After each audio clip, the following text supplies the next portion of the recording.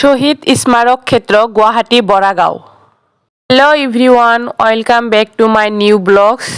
তো অনেকেরই মনের আশা থাকে যে হয়তো একটু ঘুরবার যামু, কিন্তু কেউ হয়তো যাইতে পারেন না।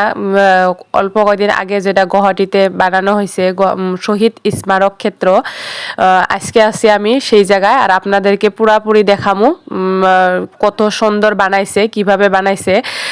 একদমই মনে হইতেছে যে আমি আসলতে মনে হইতেছে গুয়াহাটিতে নাই, আসামে নাই, কোনবা বাহিরে স্টেটে আছি, এইরকমটা মানে ভিউ। মানে একদমই খুবই সুন্দর, মানে খুবই সুন্দর। আর আমরা যখন গেছি যায়া দেখি এত সুন্দর হাওয়া চলছে, মানে সেটা ধারণার বাইরে, মানে ফিলিংসটা এত ভালো লাগছে সেটা মানে প্রকাশ করতে পারবো না। তো যারা যারা এখন পর্যন্ত শহীদ স্মারক ক্ষেত্র ভিজিট করতে পারেন নাই, তারা আমার এই ভিডিওতে সম্পূর্ণ দেখা পাবেন। তো কেউ স্কিপ করবেন না, ভিডিওটা সম্পূর্ণ দেখা থাকেন। এখন ভিতরের দিকে যাওয়া যাক। আঙ্গর গাড়িটা বাহিরে পার্ক করছি, আমরা ভাবছি যে ভিতরে এন্ট্রি করবার দিব না, কিন্তু তারপরে ঢুইকা দেখি যে মানে অনেক বাস গাড়ি একটা পার্ক করে থুইছে। তবেও আমরা রিক্সের তো কোনো দরকার নাই, তার জন্য আমরা বাহিরে গাড়িটা পার্ক করলাম। আর এখানে আমরা হাইটে হাইটে গেতাইছি প্রিয় মানুষটার সাথে, এরকম হাত ধরে মানে কোথায় ঘোরার ফিলিংসটা কিন্তু অন্যরকম। তো সেটা আর মনে হইলো না যে কত দূর হাঁটতাইছি বা কি করতাইছি। তো চলেন এখন যাই ভিতরে, যায় দেখা যাক কেমনটা হয়েছে।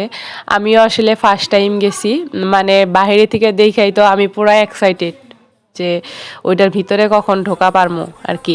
এইদিকে দেখেন এত সুন্দর একটা সুইমিং পুল বানানো আছে। এটা আসলে আর্টিফিশিয়াল ভাবে বানাইছে। পানিটা এত ক্লিন, মানে পুরো আর কি ভালো লাগছে আর কি দেখা। ফার্স্ট টাইম মানে এই বস্তুগুলা যেরকম বানায়, তারপরে লাহে লাহে যখন পুরানা হয়ে যায় ওরকম আর থাকে না। এইদিকে কিন্তু একটা দেখেন সাইনবোর্ড আছে যে স্যান্ডেল জুতা মানে নিয়ে ভিতরে প্রবেশ করাটা নিষেধ, কিন্তু যদি স্যান্ডেল জুতা হারায় দায়ী নাই কিন্তু। আর মানে এর চারো দিক দিয়া মানে পানি আছে, এটা আর্টিফিশিয়াল ভাবে বানানো হয়েছে। আর পুরা কিন্তু একদম বসারও সিস্টেম আছে, আর একদম ঠান্ডা হাওয়া। আর এইদিকে হইতেছে এটা যেটা আছে এটা হইতেছে ন্যাচারাল। একদিকে আছে ন্যাচারাল ভাবে, আর একদিকে আছে আর্টিফিশিয়াল ভাবে বানানো। তো এইরকম মানে পুরা রাউন্ডটা যতটুক এরিয়া আছে আর কি, মানে পুরা এরিয়াটাই এইভাবে ঘরের মতো আর কি বানানো, আর এইরকম খিড়কির মতো আর কি। ওই জায়গায় যায় আপনারা রেস্ট নেওয়া পারবেন, মানে চারোদিক দিয়ে বসারও জায়গা সিস্টেম আছে। এই যে ওই যে দেখতে পারছেন, মানে বৈশা এইদিকে ন্যাচারাল ফিল, এইদিকে হইতেছে ন্যাচারাল আর এইদিকে হইতেছে আর্টিফিশিয়াল।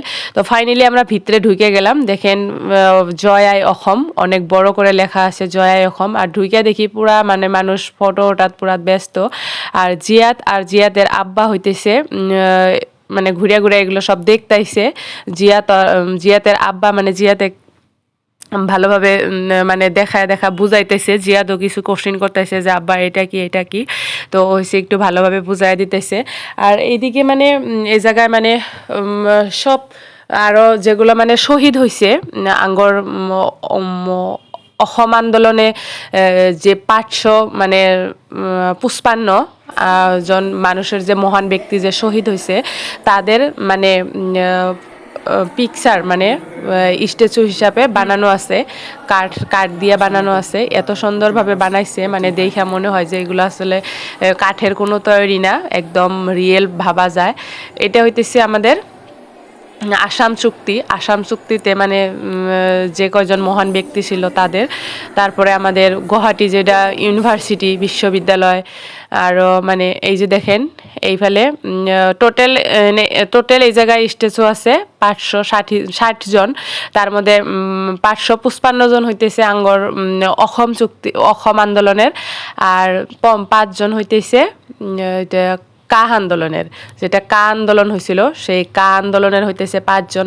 আর অসম আন্দোলনের হইতেছে 555 জন। এই টোটাল 560 জন মহান ব্যক্তির স্ট্যাচু বানানো আছে এই জায়গায়। একদম নাম টাম সব কিছু লেখা আছে। যারা হয়তো জানো না যে কার নাম কি বা কে কোনটা কে, সব কিছু কিন্তু তোমরা এই জায়গায় ক্লিয়ার দেখা পাবা। খুবই সুন্দর লাগছিল। তারপরে ফাইনালি ঘুরে টুরে, যেহেতু স্যান্ডেল জুতা পরে যাওয়া নিষেধ, আমরা বাইরে খুলে রাখছিলাম, তারপর হচ্ছে এগুলা পিন দিলাম। আমরা রিটার্ন হমু। তো যতটুকু পারি সবাইকে দেখাইলাম। তো কেমন দেখলা তোমরা ভিডিওটা সম্পূর্ণ কমেন্টে অবশ্যই জানাইও। Thanks for watching, bye by.